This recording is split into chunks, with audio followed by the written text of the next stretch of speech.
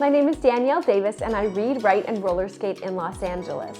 Welcome to this writer's life where we peek into process. This episode is called Story Mail. So it contains a writing activity called Story Mail, which is to write a story and pop it in the mail to someone.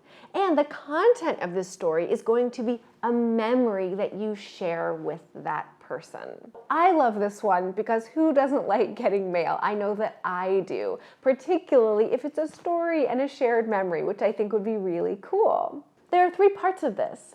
The first is to choose your recipient. Who do you want to send this story to? The second one is to choose the memory. So what is a memory that you share with this person that you would like to kind of relive and give to them in this really cool, special way? And the third thing is to write the story. It will be a very short story, and then to send it in the mail to them. You could start your story with remember. I think that's a nice way to enter into a memory. And then I have a guide for you. So we're going to use an acronym. We're going to use the acronym STORY, since this is Story Mail.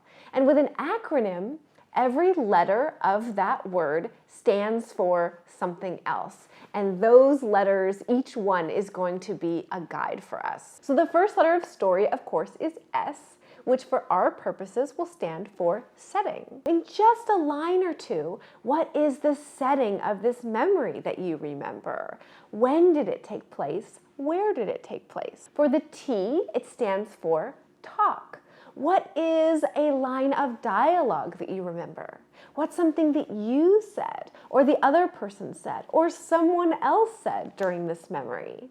The O stands for one moment. And this one's really important. By one moment, I mean like the moment, the big moment of this memory that makes it something that you remember. So did something funny happen in that one moment? Something surprising? Something difficult? What was that one moment? The R stands for random detail.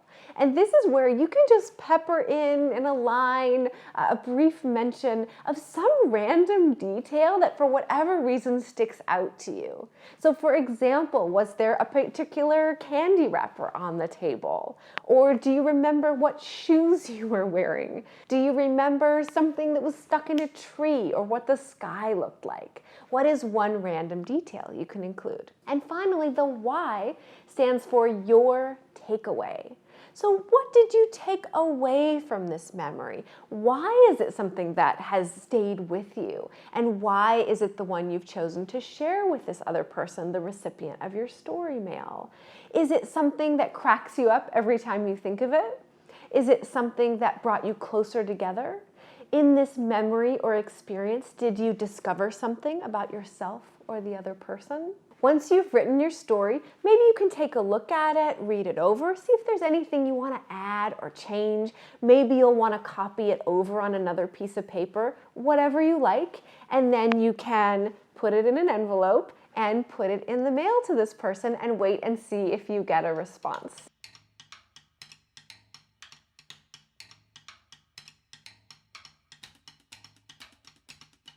There's a PDF in the show notes with this story mail writing activity for you. Thank you so much for spending this time with me here on This Writer's Life.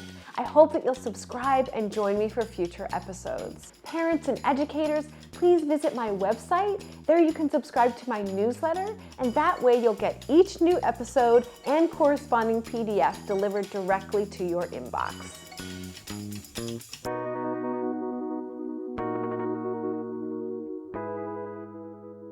Hey everybody, my name is Zetta Elliott and I am the author of Dragons in a Bag, and my latest book is A Place Inside of Me, a poem to heal the heart.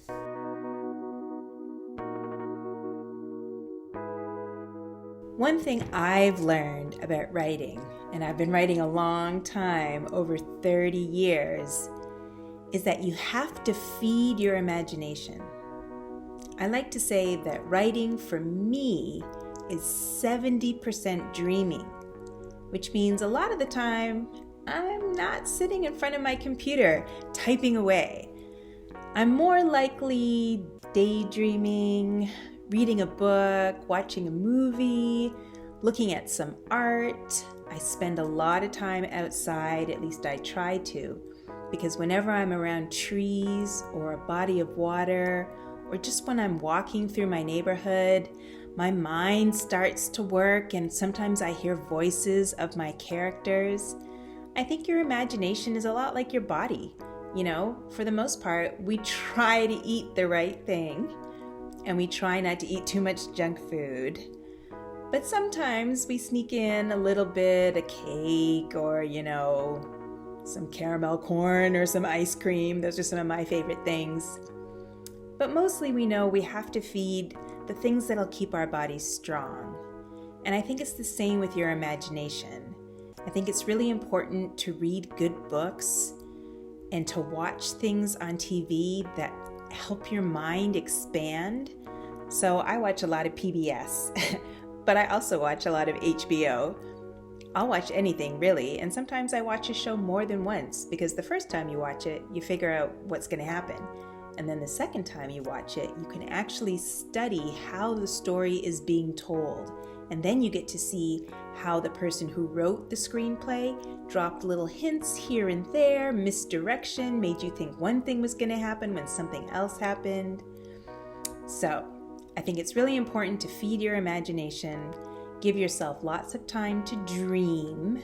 So even if you develop a writing practice where you're spending 15 minutes a day writing in a journal or a notebook or a piece of paper somewhere, make sure you're also giving yourself time every day to dream. Feed your imagination, because that's where stories come from. Hope that helps. Happy writing!